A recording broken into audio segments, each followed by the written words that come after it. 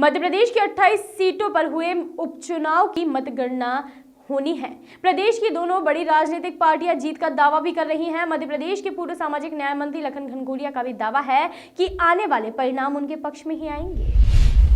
मध्य प्रदेश के पूर्व सामाजिक न्याय मंत्री लखन घनघोरिया का कहना है कि चलते चुनाव में दमोह के विधायक को खरीदना यह स्पष्ट करता है कि भाजपा घबराहट में है और चुनाव में कुछ भी परिणाम आ सकते हैं। अंकगणित और बीजगणित वह लोग चल रहे हैं, लेकिन जब जनता चुनाव लड़ती है तो न अंकगणित काम आता है और न ही बीजगणित। वहां सिर्फ जनता ही काम आती है और रिजल्ट जनता देगी।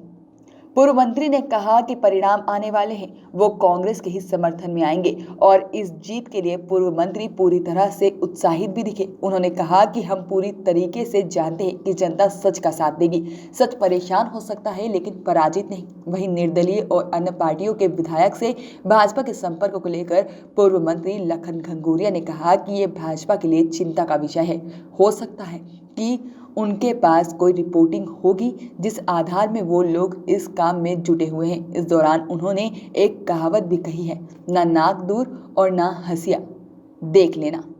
आने वाले परिणाम से पहले एग्जिट पोल मध्य प्रदेश में पुनः भाजपा की सरकार बना रहा है, जिस पर भी पूर्व मंत्री ने सवाल खड़े किए हैं। उन्होंने कहा है कि दिल्ली में क्या एग्जिट पोल सही निकला?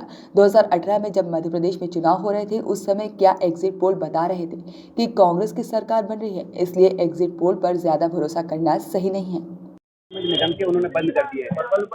जो काम सैंक्शन थे, टेंडर भी हो गया, वर्क ऑर्डर हो गया और ये भी कह लें कि मटेरियल भी गिर गया था। उसके बाद ठेकेदारों को ये कहा गया कि अभी ये काम नहीं करेंगे। कारण आर्थिक तंगी नगर निगम की। यदि आर्थिक तंगी है तो नगर निगम टैक्स तो वसूली बदस्तूर कर रही है, चाहे जल कर हो चाहे मकान का हो, सब टैक्स ले रही है। जब टैक्स जिन घरों से ले रही है उन घरों को कम से कम मूलभूत सुविधाएं तो दे। टैक्स हम वसूल कर रहे हैं। अभी तक तो चल गया कि कोरोना काल में पूरा अमला लगा हुआ था कोविड से लड़ने में। कैसे लड़ा कैसे नहीं लड़ा ये आप लोग पूरा शहर जानता है। लेकिन अब ये मूलभूत सुविधाएं जो हैं, ऐसे मौसम में पानी का संकट निश्चित रूप से दुर्भाग्यपूर्ण है, क्योंकि अभी पानी की किल्लत नहीं होना चाहिए। उसके बाद वहाँ है छोटी छोटी चीजें हैं, मिलान से लेके छोटे पाइपलाइन डालना, रोडों की जब ऑलरेडी टेंडर वगैरह सब हो गए, वर्क ऑर्डर हो गया, मटेरियल गिर गया। ऐसे कम से कम 7-8 काम है लाल बहादुर शास्त्री बाग, जिसमें पार्षद गुलाम हुसैन का अथक प्रयास रहा है और अचानक से वो रोक दिए गए। इसी प्रकार से पूर्व विधानसभा के अन्य वादों में वो तमाम काम रोके गए हैं। आर्थिक तंगी का यदि हवाला देती है नगर निगम तो फिर दीगर काम नगर निगम बंद करे।